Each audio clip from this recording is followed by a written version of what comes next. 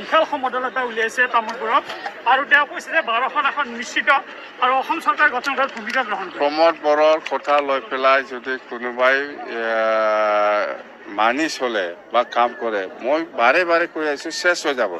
আৰু আজি প্ৰমোদ বড়োৰ লগত যিসকল ৰাইজ ওলাইছে সিহঁতক মই অনুৰোধ কৰিছোঁ, আপোনালোকে ভুল ক্ৰমে প্ৰমোদ বড়োৰ লগত যোগদান নকৰিব, একদম চেছ হৈ যাব। সি যেনেকুৱা কথা কয় এনেকুৱা কাম কৰা মানুহ নহয়। 5 বছৰ চেছ কৰিছে, এইটো চবেই দেখি আছে। তো যদি প্ৰমোদ বড়ো আজিৰ দিনত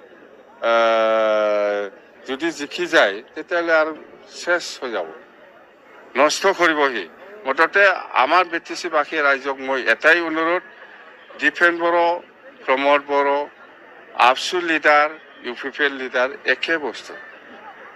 তামোলপুৰত কিমান ৰাইজ ওলাব? এইটো মিছা কথা কৈ হাজিৰা লৈ পেলাইহে, হাজিৰা দি পেলাইহে ওলাই আনিছে। এইটোতো ভোট দিয়া মানুহ নহয়, ভোট আমাকে দিব, পদমফুলতে ভোট দিব। তেওঁ দাবী কৰিছে যে চৰকাৰ গঠনত মুখ্য ভূমিকা সেয়া জিৰ' হ'ব।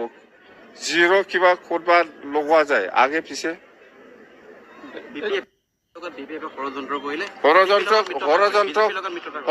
ষড়যন্ত্ৰ কোনে কৰিছে?